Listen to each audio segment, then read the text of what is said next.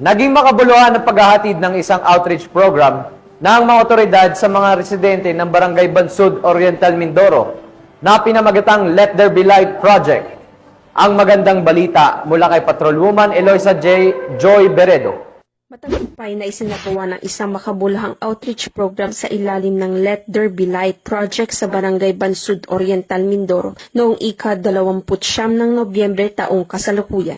Pinangunahan nito ni Police Staff Sergeant Gringo Goyada sa ilalim ng superbisyon ni Police Lieutenant Colonel Michael B. Caragayan, Force Commander ng 2nd Provincial Mobile Force Company, katuwang ang 103rd Special Action Force, Bansud Municipal Police Station sa pamumuno ni Police Major Christopher Ian Adino, LGU Bansud, mga pribadong sektor at sponsor, at mga opisyal ng barangay na pinamumunuhan ni Honorable Ryan M. Coloma Barangay Chairman.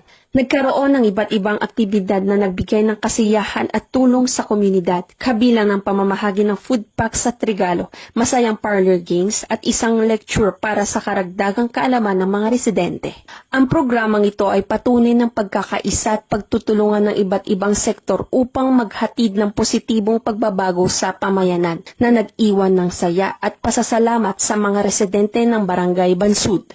Isang inspirasyon ang proyektong ito ay naglalayong iparamdam sa bawat isa na sila ay bahagi ng isang pagkakaisang komunidad. Mula dito sa Calapan City, Oriental Mindoro, ako ang iyong PNN Correspondent Patrolwoman Eloisa Joy V. Beredo, alagad ng batas, tagataguyod ng Balitang Pulis.